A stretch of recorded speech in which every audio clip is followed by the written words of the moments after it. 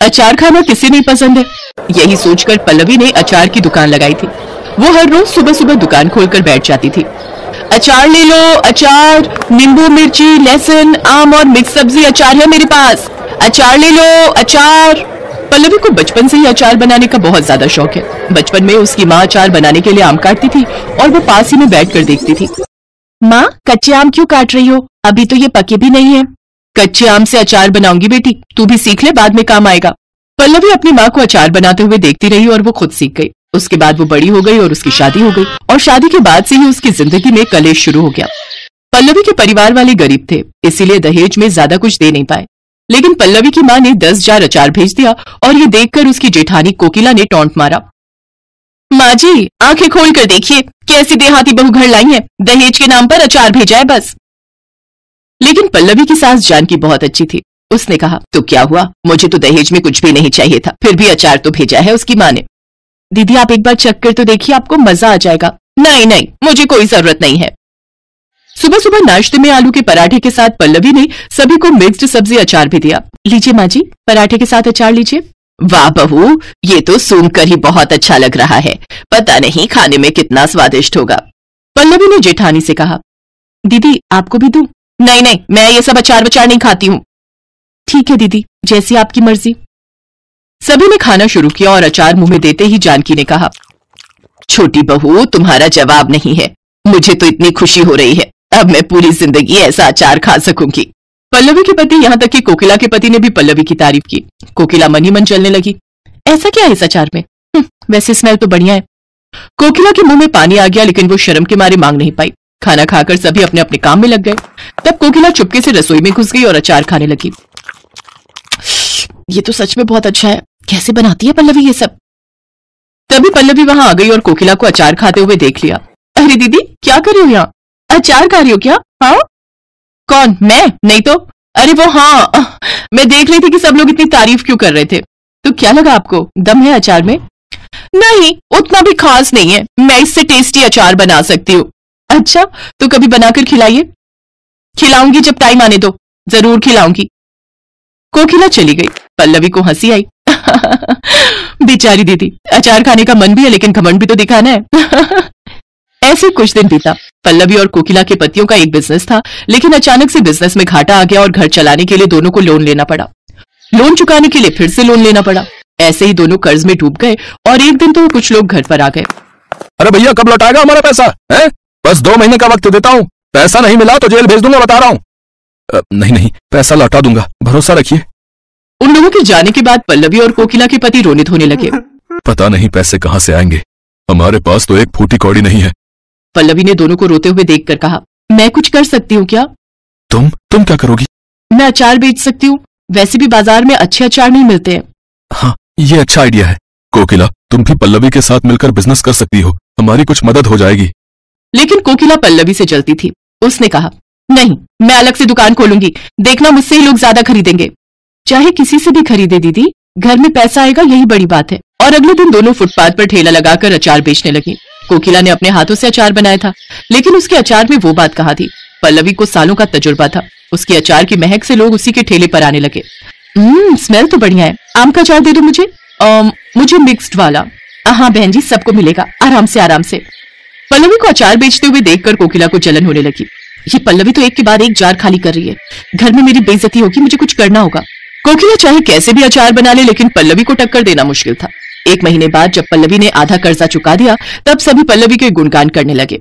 मुझे पता था छोटी बहू, तुम में वो बात है, और बड़ी बहू क्या हुआ, तुम तो अलग से दुकान लगाकर भी कुछ नहीं कर पाई। ऐसी बात नहीं है माँ जी, मैं तो अब तक बस मार्केट को समझ रही थी, अब देखिए मैं क्या करती हूँ। कोकिला को अपना ईगो बचाने के लिए कुछ तो करना ही था। कोकिला शाम को चोर बाजार चली गई और वहां मसाले की दुकान पर जाकर बोली, मुझे ऐसे मसाले चाहिए जिससे अचार चटपटा बन जाए, ऐसा है कुछ?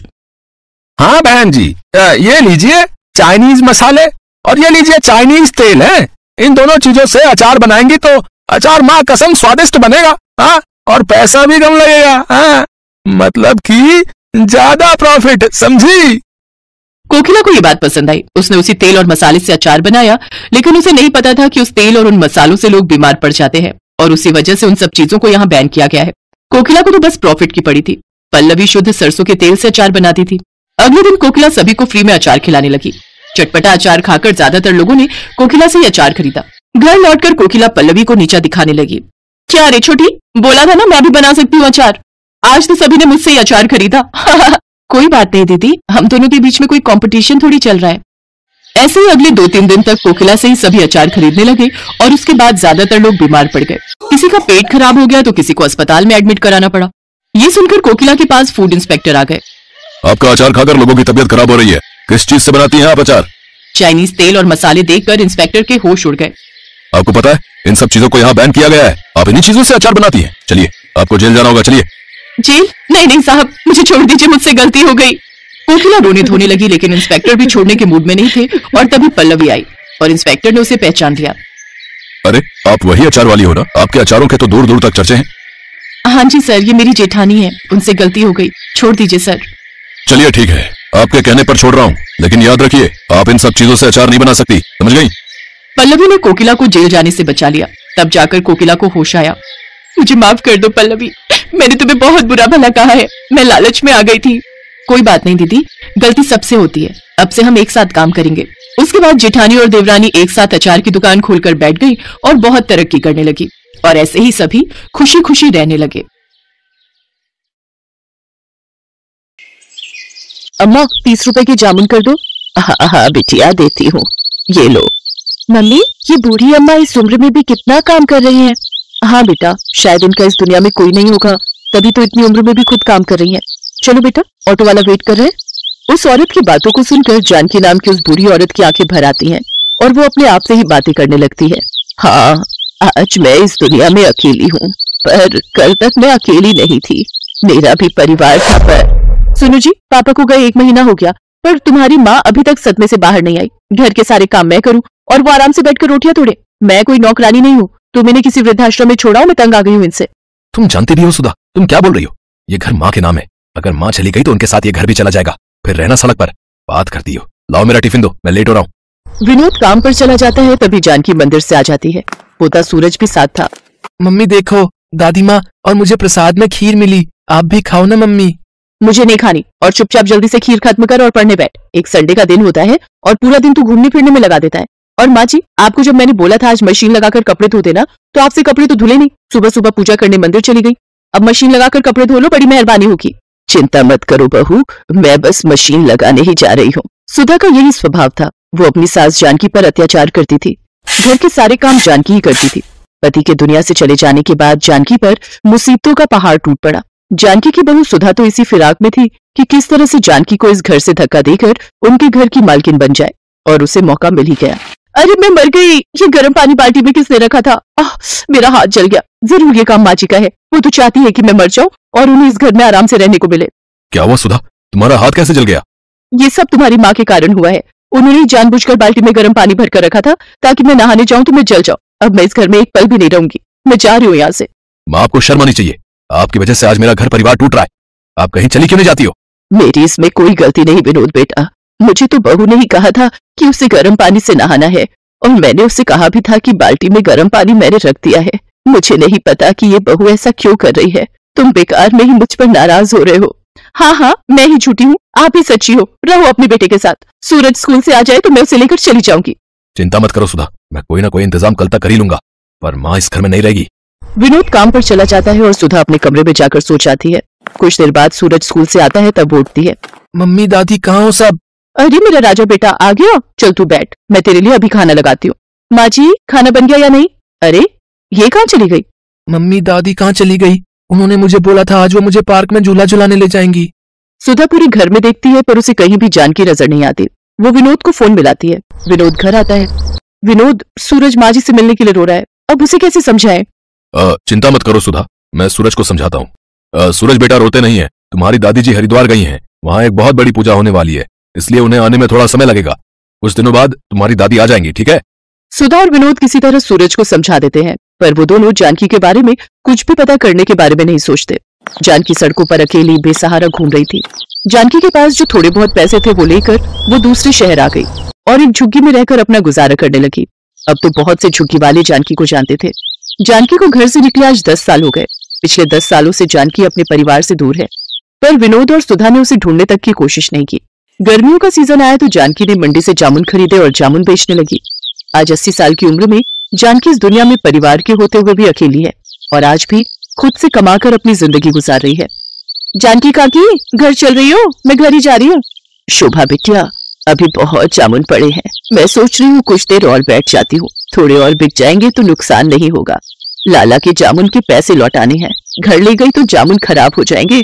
और तुम्हारी नारियल पानी की बिक्री हुई क्या आज थोड़ी? हाँ काकी, आज बाजार में घूम कर बेचे तब जाकर बिके। मैं तो कहती हूँ मुझे दे दिया करो बेचने के लिए, पर तुम मानती कहाँ हो काकी? नहीं बेटिया, तुझे भी तो अपने घर का ख्याल रखना है, तू भी तो कितनी मेहनत करती है ना। तेरे बापू की तबीयत ठीक नहीं रहती, माँ भी तो घरों में काम करती है, कम से कम तू मेहनत करके घर को चला लेती है, ये बहुत बड़ी बात है बिटिया। चिंता मत कर, मेरी बूढ़ी हड्डियों में बहुत ताकत है। जिंदगी के दुखों ने मेरे शरीर को मजबूत बना दिया है। तुमसे बहुत कुछ सीखने को मिलता है काकी। अच्छा मैं घर चलती हूँ, फिर तुम आराम से आ जाना। जानकी को जामुन बेचते रात हो गई। उसके पास अभी भी जामुन बचे हुए थे। तभी उसके पास एक गाड़ी आकर रुकती है। अरे यार, जामुन खाने का बहुत मन हो रहा है, चल ना उन अम्मा से जामुन लेते हैं। एक काम कर, तू जल्दी से जाकर ले आ, मैं गाड़ी साइड लगाता हूँ। अम्मा 50 रुपए के जामुन कर दो। अभी करती हूँ बेटा। अम्मा मेरे पास 500 का नोट है, आपके पास खुले होंगे? नहीं बेटा, मेरे पास खुले तो नहीं है। सूरज, सूरज, तेरे पास 50 रुपए है क्या? जरा पकड़ा दे है तो। सूरज? जानकी सूरज नाम सुनकर थोड़ी घबरा जाती है। अचानक वो लड़का गाड़ी से बाहर निकलता है और जानकी को देखकर चौंक जाता है। दादी माँ, और यहाँ? सूरज तब छोटा था, 10 साल का बच्चा सूरज आज 20 साल का हो चुका था। सूरज अपनी दादी को पहचान गया और वो दादी दादी कहकर अपनी दादी के गले लगकर फूट फूट कर रो पड़ा। सूरज कॉलेज में पढ़ रहा था तो वो इसी शहर में रहता था। सूरज को जानकी से सारी बात पता चलती है और वो भी अपने पोते से लिपट कर खूब रोती है। इसके बाद जानकी सबसे विदा लेकर अपने पोते सूरज के साथ अपने शहर अपने घर पहुंचती है। जानकी को सूरज के साथ देखकर विनोद और सुधा हैरान रह जाते हैं, पर सूरज गुस्से में था। मम्मी पापा, आखिरी बार आप लोगों से मिलने और अपना सारा सामान लेने आया हूँ। आज के बाद मैं आप लोगों को अपनी शक्ल कभी नहीं दिखाऊंगा। मैं दादी के साथ रहूंगा। आपने मुझसे झूठ बोला कि दादी माँ हरिद्वार गई हैं, पर आज 10 साल बाद दादी की हालत देखकर सचमुच मुझे आपको अपने माता पिता कहते हुए भी शर्म आ रही है। मैं हमेशा दादी माँ के बारे में आपसे पूछता था, पर आप हमेशा टाल देते थे। कहीं ऐसा ना हो जैसा आपने दादी माँ के साथ किया है ना, कल आपके साथ ऐसा हो जाए। पर नहीं, आपके साथ ऐसा कुछ नहीं होगा, क्योंकि मैं तो आप दोनों के साथ अपने सारे रिश्ते तोड़कर दादी माँ के साथ जा रहा हूँ। नहीं सूरज बेटा, ऐसा मत कर, हम तेरे बिना जी नहीं पाएंगे। हमें माफ कर दो सूरज बेटा, ऐसा मत करो, तुम हमारे बुढ़ापे का सहारा हो। अच्छा, तो दादी माँ के बुढ़ापे का सहारा भी तो आप ही थे ना, तब आपने क्यों नहीं सोचा मैं आप दोनों की नहीं सुनूंगा, मैं दादी माँ के साथ जा रहा हूँ। सूरज जानकी के साथ वापस जाने लगता है। तभी सुधा और विनोद रोते बिलखते जानकी के पैरों में गिर जाते हैं। माजी, माजी मुझे माफ कर दो, मुझसे गलती हो गई माजी। माँ, सूरज को समझाओ ना माँ। जानकी वहीं रखी एक कुर्सी पर बैठ जाती है। नहीं सूरज बेटा, अब मुझे किसी डॉक्टर की जरूरत नहीं, मैं अपने पोता और बेटा बहू से मिल ली। अब जीने की इच्छा नहीं सूरज बेटा, अपने माता पिता को माफ कर देना, अपने माता पिता की खूब सेवा करना।